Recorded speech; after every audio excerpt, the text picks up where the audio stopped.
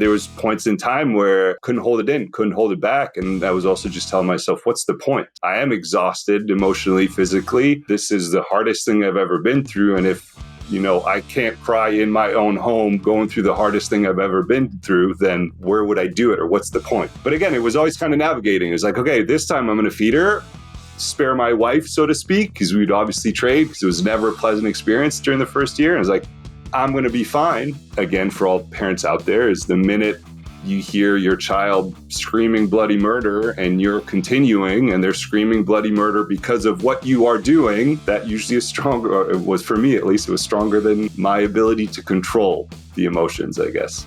And welcome to the show, my friend from the podcast Profit Accelerator. That's how we met. We met in a mastermind group together. And I want to welcome to the show today my new friend for the past few months, Mr. Nathan Murith. Nathan, how are you out there today, out west? I'm doing good, Matt. Thanks for asking. It's not too smoky out here on the West Coast, which is unusual for this time of year. So we're enjoying every breath of fresh air we can. Very good. I love your answer because it's not, I'm good. How are you? I'm good. So I'm always looking for that. It's kind of a little trap, I said. If someone says, I'm good, I'm looking to go deeper and understand why. I can give you short answers if you want. I want to keep it real, get to the good stuff, and have a meaningful relationship interaction with guests and with people. It burns me sometimes to see some of the chit chat that goes on. Hey, how are you? I'm fine. How are you? I don't like to do chit chat.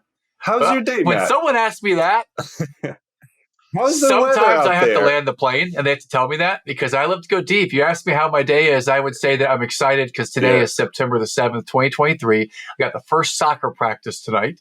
Super excited about that. I'm in the middle of recording 3 episodes on the show. This is the middle one. I'm excited to really dive into your world and hear what makes you tick and hear about some of your challenges. Yep. So that's all very good. And just excited in general. It's kickoff NFL football tonight. So fired up for all these things and many more. Yeah, man. It's Thursday. Tonight? We got the Chiefs Lions tonight kicking off. So, yeah. I hope I don't get you canceled, but I kind of stopped being as interested in football when Tom Brady retired for the second time. Fair. So. Yeah, that's fair. A lot of stuff might happen like that. I think that when PGA Tour signed that deal with Live Golf and it became the new PIF thing, I've been a mad golfer for like my entire life, like fanatical golfer. And now that that's happened, I'm not as interested in the regular everyday tournaments. I'm still going to watch the majors. Yeah, the PGA Tour, yeah. That really rubbed me the wrong way. That would happen behind closed doors. There's a lot of backstory there. I got into golf a year and a half ago. I'm pretty passionate about golf to the point where yesterday I hit 7 over on a par 9. So I was pretty happy with my performance after a year and a half. Fantastic. What do you mean par 9? What is that? What's a par? A par 9. 9-hole course, not par 9. Sorry, that's a lip sync. Sorry, that's what I meant to say. 9-hole. See, that's how much of a beginner I am. 9-hole course. That is still pretty darn good. That's like better than 90% of the golfers in the world if you can shoot bogey golf or better. Literally, that's awesome. Like a beginner doing that. So that's pretty cool. Well, there you go. And let's get into the deep stuff, because here's what I know. I know you're successful in real estate. I know we took a mastermind course together. I know you just spent a month traveling in France and Switzerland and family. And these are the things I know. What I don't know, and what everyone's dying to hear, is what has been one of the defining challenges in your world? And you can start from when you were born up until right now today. Just what's been the hard stuff for you, Nathan? That's a fantastic question. It's going to be a hard one to answer without getting too emotional, I guess. But before I dive into that, just for context, because you touched on a bunch of things, but I'm a husband, a father of 2. I'm in technology by day, so I still have a full-time job that I love, where I work and I build technology products and teams. When I'm not doing all of the above, my wife and I work in real estate. Not the right term, I guess. We invest in real estate and we like to help others through coaching and whatnot. And we have a rental portfolio. And we're also big outdoorsy people. I'm a ski instructor, rock climbing instructor, do a whole lot of stuff. So we're busy people. But to answer your question more directly, I think the hardest time in my life, and it's actually both my wife's and mine. I think I don't want to speak for her, but it is when our second child, so our now 3, soon to be 4-year-old daughter, was born. She was born prematurely, 6 weeks early, as it happens for a lot of people. Nothing wrong with our daughter. It was, my wife was going through or had preeclampsia, like it happens to a lot of people. So they had to deliver early, but the journey, that was only the beginning part of this horrendously hard journey, in the sense that, yes, we spent the first, was it 4 weeks, I think, in the hospital. My wife was in the hospital as well for a few weeks because she almost died on the C-section table. So not a great experience. So she stayed longer. And while all of this was happening, our, at the time, nanny decided to leave and move on to a new family. So we had no one to care for our firstborn child, who was at the time 2 and change, just 2, actually. So I was running back and forth, trying to be there for my newborn daughter, for my wife, taking care of our son at home. Obviously, there's work stuff going on, real estate stuff going on. Wow. But that was also still only the beginning of the journey, in the sense that for the following essentially year, our daughter she developed a food aversion. So she did not want to breastfeed. She did not want to drink from the bottle. We thought she had all kinds of milk allergies, soy allergies. So we tried all these different, formulas like a lot of people go through. But the hard part was that she simply did not want to eat. We finally found out that she had silent reflux, so basically throwing up without throwing up. So it kind of goes up the throat and back down. So the throat gets all burnt and irritated and bright red and bloody and all that, but you can't really tell anything. Wow. So we found out after putting a little camera down her nose and throat and figuring all that stuff out, which obviously was not a fantastic or a pleasurable experience. But what made this hard was we essentially had to force feed her for almost an entire year until she could kind of live off of solid foods that she finally enjoyed. So it was like every time it was time for feeding, which, as you know, when they're babies and infants, you do this 4, 5, 6, 7, 8 times a day. It was squeezing the chin, squeezing the mouth shut, stuffing a bottle down her throat, syringes, all this stuff, getting her to swallow. She would scream bloody murder because she was in pain, and we didn't know this. And it was like that for almost a year. So I think I've cried more as an adult in that first year than I ever have. So I don't know that there's anything that I've been through that was harder than that. But everybody's fine now. She's going to be an extremely strong and temperamental, or strong-willed, let's say, child. So we're looking forward to that. But yeah, so that's kind of a longer-winded answer to your question, Matt. Thank you for sharing that. And one of the things that I love about the show is when someone gives a real transparent accounting of something that was really hard. And I'm over here.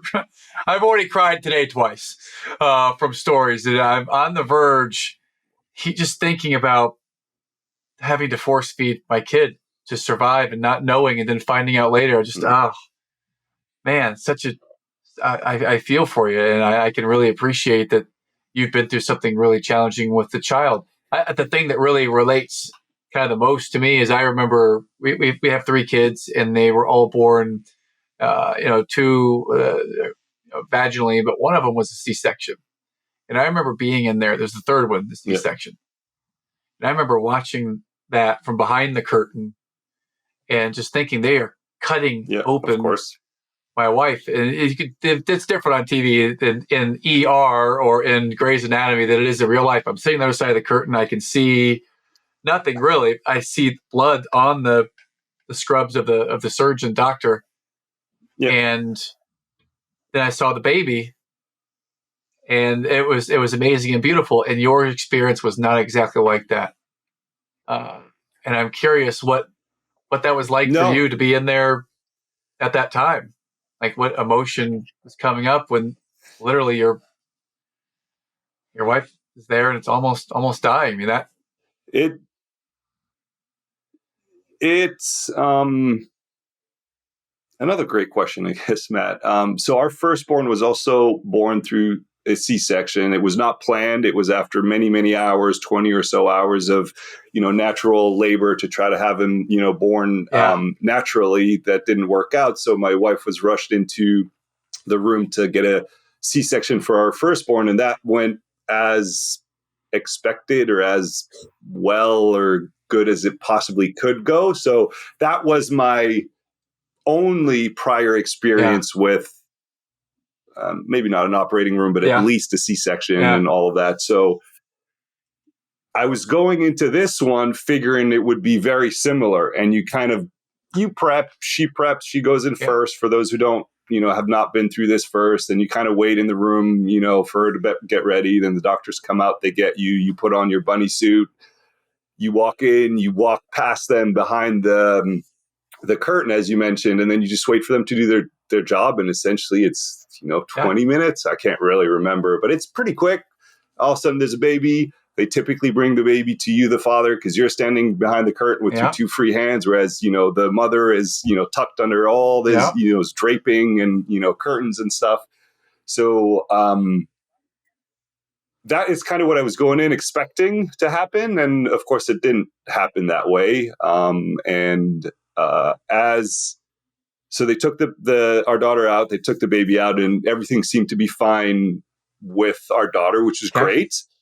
But of course, quick to kind of, take her aside and make sure she's breathing and doing all the stuff that they have to do on newborns. And as that was happening, and as I was trying to enter this mental space of me wanting to be with this second child and, welcoming our second child into the world and all of that, is also when the surgeon called whatever code they called because of, things weren't going very well with my wife at the time. And that's also when I turned my attention from our daughter, newborn, to what was going on the operating table. And that's when I saw, to kind of what you were alluding to, but the surgeon basically had blood from like head to toe. Like they had these big plastic, Yeah. masks on, and it's just covered in blood, what you see in movies. And you could tell we had obviously met this surgeon, before several times as my wife's doctor. And so we knew her general demeanor, and that had very obviously changed. And they called in the top of the top surgeons, in the space, one of the best in the world, who just happened to be visiting the hospital from Southern America at least the day Uh-huh. we were there. And when you see, not only do you understand that they're calling this top surgeon who just happens to be visiting, but then you see 7 other people Yeah. run through that door, something's not right. And then when then it just turned into they were fighting, struggling, all this stuff that, I mean, I'll let you imagine because they're not super fun to relive necessarily. But I was also, paying attention to my wife, obviously, and you could see her slowly kind of, become more and more pale, feeling sick, kind of starting to, fade out, kind of, want to sleep and all of that, which is not entirely normal as I Yeah. understand it. That's when just emotionally and intellectually, it's one of the most confusing things because like I got a newborn over there, 10 feet away on the table, and, my wife's on the verge of leaving us and they're not really quite sure what's going on. So Yeah. yeah, sorry, with all that, Matt, I can't even remember what your question was, but Yeah. very different experiences, Yeah. obviously. Well, I honor you for sharing the depth of that. And that's the hard stuff. That's the stuff we don't know how to prepare for. That when you see it, you have to be there to really even have any idea what's happening. And so I'm not going to pry any further. I appreciate you sharing what you Yep, shared, Nathan. Thank you for going of there with course. Yeah, us. of course. And if we could go a step further to the other thing that was very challenging for some context, there was feeding of a newborn who we don't know has a food silent reflux challenge. We don't know that. Yep. Food And a aversion. food aversion to that. We don't know that though, and we've got to feed our child for the first better part of a year with that, force feeding our child. And rather than focus on the process of that, so that's very challenging. What I'm really interested in is you said that you cried more that year than in the year before. And I don't think a lot of men are comfortable talking about this. Than ever in my life, I think, combined. Well, I can't speak of it as a kid, but I mean, if you would have said that to me 5 years ago, then I would have just passed right through, because crying wasn't something that men do. At least that's the way I grew up, that we don't cry. We suck it up. We keep it in. We don't, this emotional stuff. That's for the bird. That's not the way that I'm supposed to do it. You're someone who appears to be more comfortable with your emotion, more comfortable sharing it, at least. So I'm curious your relationship with emotions through all this.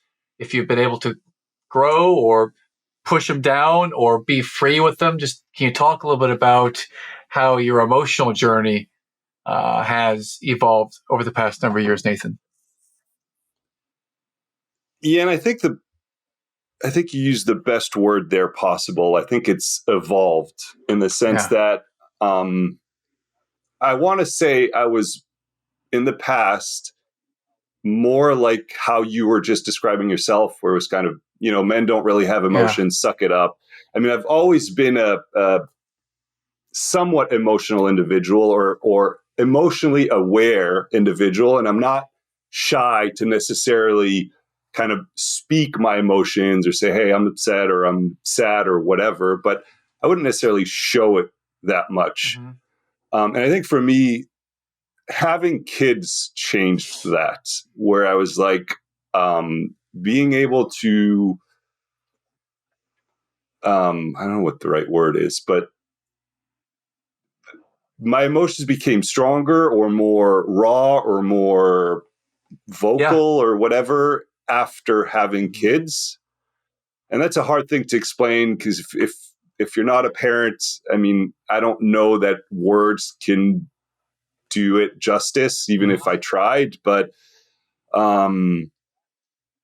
that changed me. And to go back to your comment of evolving, where I struggled the most with emotions, especially, I still do today, but most definitely in that time, is like, there's part of me that believes that as a man and as a husband, I need to be the rock for the family. I want to be the rock for the family. So I want to show that, hey, things are under control. I am under control. Things will be okay. I will help us through that. That's just what I believe. I feel that that's my job as a husband, as a father, as a man. And balancing that and just being at an exhaustion point, both physically and emotionally, because of the situation. There was points in time where, couldn't hold it in, couldn't hold it back. And I was also just telling myself, what's the point? I am exhausted emotionally, physically. This is the hardest thing I've ever been through. And if, I can't cry in my own home going through the hardest thing I've ever been through, then where would I do it? Or what's the point?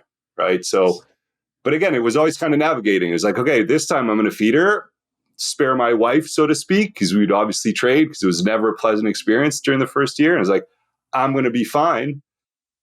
And again, for all parents out there, is the minute you hear your child screaming bloody murder and you're continuing and they're screaming bloody murder because of what you are doing, that usually is stronger, or it was for me at least, it was stronger than my ability to control the emotions, I guess. You hit on so many places that I deeply resonate with, not from the circumstance perspective, but from the way I would feel and express emotion. I felt the same way. If I hit a point where I can numb it with alcohol or some other numbing agent. I'm not able to control it anymore, and I'm really good at controlling compartmentalizing, and I'm not able to control that anymore. It's just something I'm not prepared to deal with, and you let it out, and I appreciate that you share that. And as you say this, as you share the story, here's a lighter moment. As you share the story, I'm thinking, yeah, I never used to cry before before my dad died. I never cried, and then I find myself occasionally thinking about him and expressing some emotion. But now that I've had kids, I will Yeah. find myself like randomly just crying over some nostalgic thing. Oh my God, this is the last time I'm going to have the first day of preschool, or something very sentimental or milestone like. So I related to that.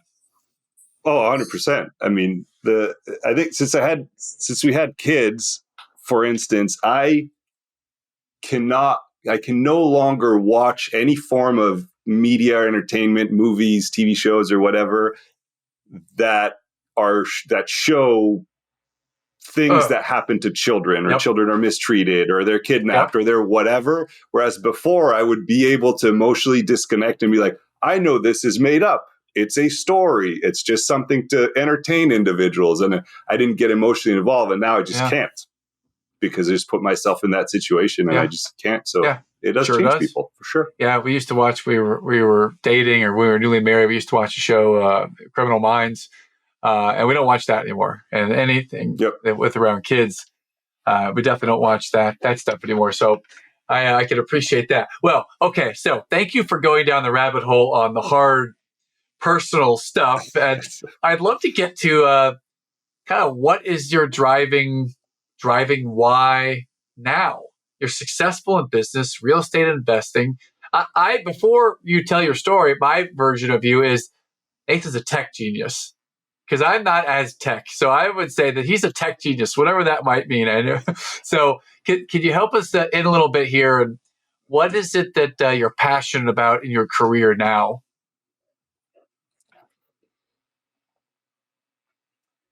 So first, I would never consider myself a tech genius, though I appreciate the words, but that is not me. Trying to think how to best answer that question, because there's multiple dimensions, obviously, to my life, and I think all of them, or in all of them, what is important to me is to feel like I am doing the right thing for the right reasons. I know that's very vague, but it's maybe a different way, or maybe to add to that, there's whatever I do, I want to do with intention, knowing that I'm doing the right things, with the right people or for the right people. And that's true in, why we're doing our real estate thing. We can get into that. That's, why I still work. And I say still because very often in these, you invest in real estate, conversations, they're quick to go to, oh, you're doing this so you can quit your job. It's like, no, I'm not doing this so I can quit my job. I like my job. I like my job a lot, as a matter of fact. This is, supplemental. It's more. It's for the future. It's for the kids. It's generational. It's all these things. But I think the biggest why, there's some things that are personal to me, driving me, the individual, personally, and then there's other things that are more maybe for the family, for sure, for my kids, for sure. Maybe there's other things for the world, right? I don't know, for just making the world a better place. Well, take all three of those. Like, what drives you? Like, what do you really want? Ultimately, I struggle the most with the concept of time. Okay. In the sense that I get excited about things that are going to happen in the future. My wife and I have date night tonight, which doesn't happen very often. Nice. I'm excited for that. It's happening in the future. I can't wait to go out and play golf with my kids when they're older and travel as a family to do all that. But also at the same time, I don't want my kids to grow up. I want them to come and hug me and jump in the bed and all of this stuff. I don't want to be close to retirement age, whatever that may be, because that means I'm maybe in the latter part of my life. I don't know. So I struggle with time a lot. So I'm saying that to kind of set the context around why I would like to, as much as I possibly can, be as much in control of my time as possible. Meaning I can choose how, when, where, and with whom I can spend that time, and for it to not be controlled for me, whatever that means. 9 to 5, or you have to be there from 9 to 5, whatever it may be, or other household duties or whatever it may be. And so a lot of what I do for me personally is to build my life around the ability to have that time flexibility or freedom. But I know for a lot of people, when you say time freedom, it means I could do whatever I want, whenever I want, all the time. It's like, no, I have constraints. Kids have stuff to do. Kids have school. We have stuff to do at home. I obviously have a W-2 that takes up a lot of my time. I want to be a present and good, husband as well.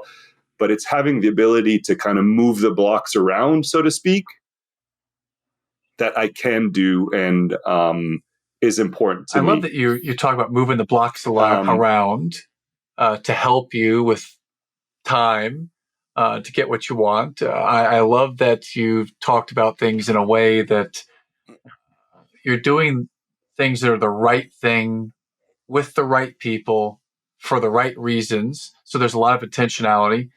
Can you talk a little bit about, you say you want to do things intentionally with the right people. What's that mean? Intentionally with the right people. How do you know someone's the right people? Like, how's your filtering for figuring out the kind of people you want to do things with?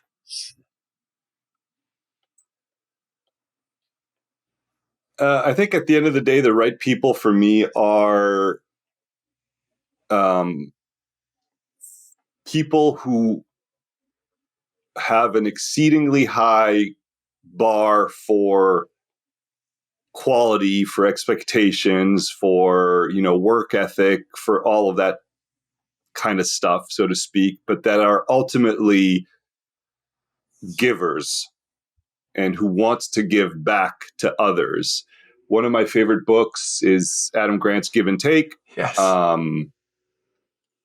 In that, when I read that book, that just changed how I viewed the world and people and whatnot. And great book for those who want to pick it up and understand how, there's a lot of science and data now that explains how givers essentially typically end up ahead in life because they're generous and they're givers and all of that.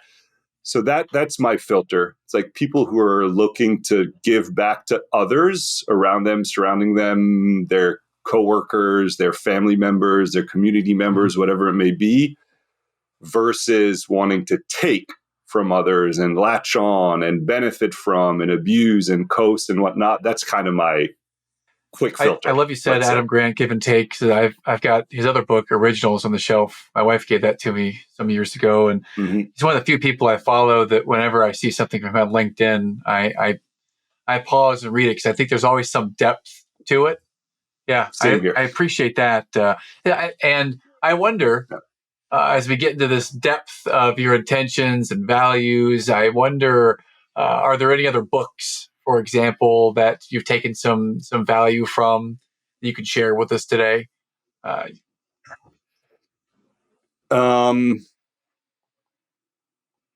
Yeah, Daniel Pink's Drive and Daniel Pink's When are great books for me. So kind of the science of time and when, like how people operate throughout a day, I found very interesting. The Daniel Pink's Drive, where he just goes in to kind of break down and explain what motivates and drives, hence the name of the book, people in life, autonomy, mastery, purpose.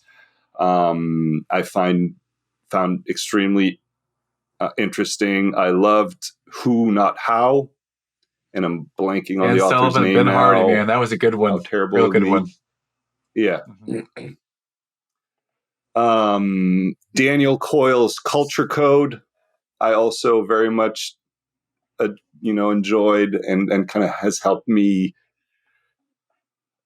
kind of, see the world differently, I guess, and see people differently, right? And most of those, as you could tell, they're related to they have a people dimension to them. It's not just how do I better myself as a blank, professional athlete, manager, public speaker, or whatever. A true everything around people, everything around being a giver. I mean, it's that the books you select are the kind that would really shine a light on everything you just said about your intentionality about being around givers. So that's cool to see that. Very congruent. I'm curious if we're going down the Nathan Murith rabbit hole here. I wonder, is there a certain type of music that inspires you, or a genre or an artist that gets you into your creative space? So I think the short answer is no, because I like whatever it is when I hear it. Okay. I'm that kind of, it could be anything. Something on the radio and it'll just move me one way or another, or has a beat that moves me, one way or another that I like, or something like that. And that's what gets me hooked, I guess. Understood. Because we, as a family in the car, we listen, to stuff from the 20s, like 1920s, not 2020. Okay. Classic music, classic rock, alternative, more electronic. So we kind of listen to a lot of, I love like 90s hip hop a lot as well, but that's just one of the many things we listen to and I listen to. So I don't have a genre. You should see my Spotify kind of playlists, because they're all over the place. Is there a certain playlist you have, like when you're getting down on the computer and you're just getting to work and crushing out a bunch of work? Like, do you listen to stuff, or do you go? I do brown noise. Yeah. Just brown noise or white noise or whatever. Just one of those, and noise canceling headsets. And then that's why brown groove. Noise? What does that do for you? I don't know. It just puts me, usually what I've noticed is if there's a melody or a beat, I will attach to that, not necessarily like super actively, but it is there. And then I'll, tap my foot, or I'll wait for, the next time the beat changes, which is distracting me from the task at hand. So whereas, like brown noise is just noise in the background, and it kind of drowns out, in addition to the noise canceling headset, it just drowns out any other external noise, really. Yeah, we use it to sleep. Like we turn it on, I'll turn the Peloton app on and put the sleep meditation on. And if I'm not asleep by the end of that, then my wife will turn on hers and she'll turn on the brown noise on Spotify. So we listen to that as we sleep. And it's interesting because you listen to it when you're drowning out that and getting hyper focused, and I guess we listen to it to get hyper focused on sleep. Yeah, brown noise is great at drowning out noise. I like it. It gets me focused on sleep. So I like that we have that something in common with the brown noise. I'm curious, when you think about real estate and the real estate investor, Nathan, talk a little bit about how that came to be and what's that journey like for you now, Nathan?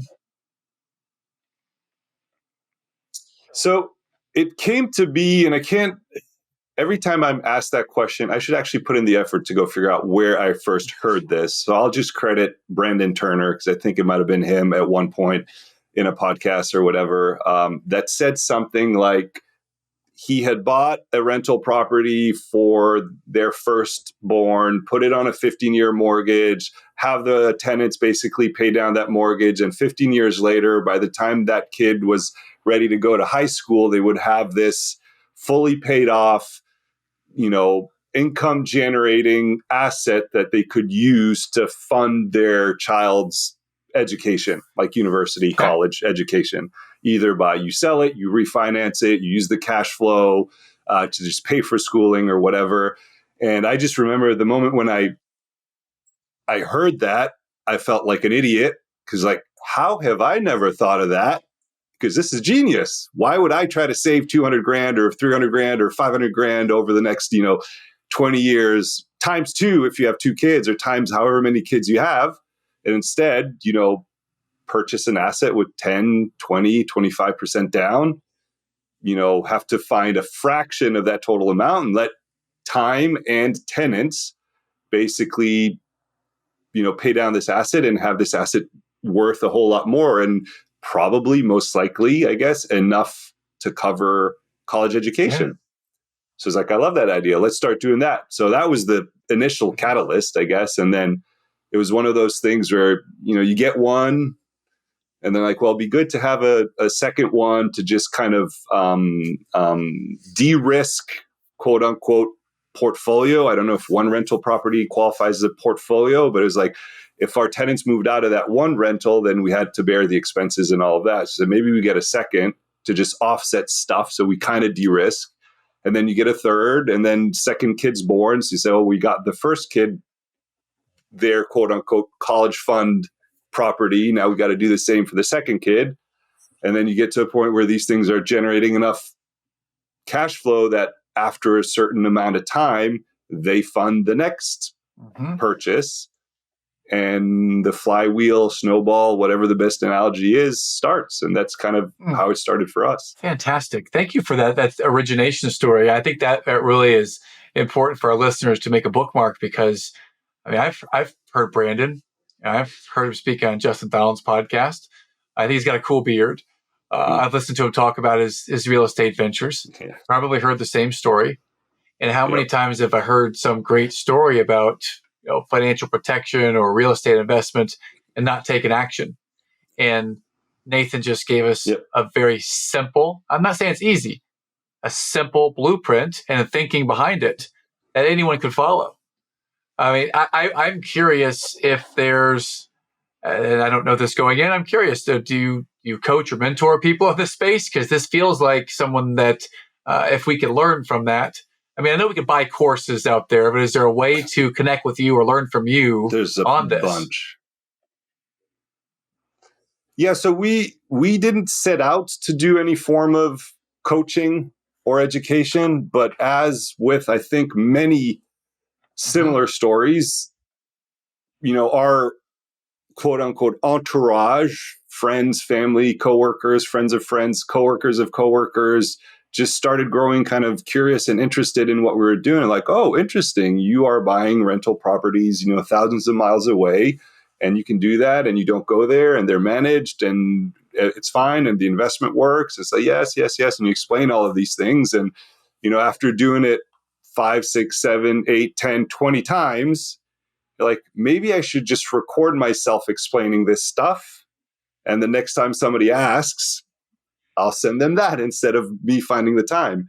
So it kind of organically turned into us doing some coaching for, well, whoever wants it now, really, but it started that way, essentially. So, yes, there's a way to get a hold of us. And we have like a very simple, checklist for those who are interested in getting started in real estate, particularly remote real estate investing, because that's what we do and what we like.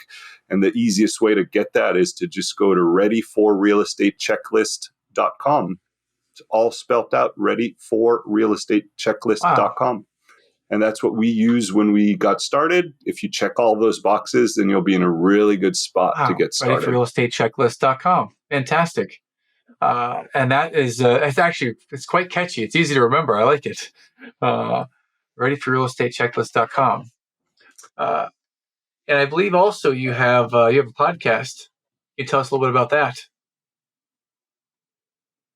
We do, yeah. So I say we because we're several hosts that host this podcast called The Gentle Art of Crushing It. And it's all about, mainly about success stories and success mindset, and kind of, having these inspirational, motivational conversations with guests that kind of share how they found success and, navigated through harder times in life. A lot of the time, the guests that we have on the show are into real estate in one way or another, but it's not necessarily exclusively about real estate. We have 3 shows a week, Monday, Wednesday, Thursday, and we try to cover, because we're different hosts, we try to cover a bunch of different topics kind of around success in real estate. So we do syndication, self-storage, short-term, remote investing, general success mindset and success stories. So yeah, that's the general art of crushing it. Nice.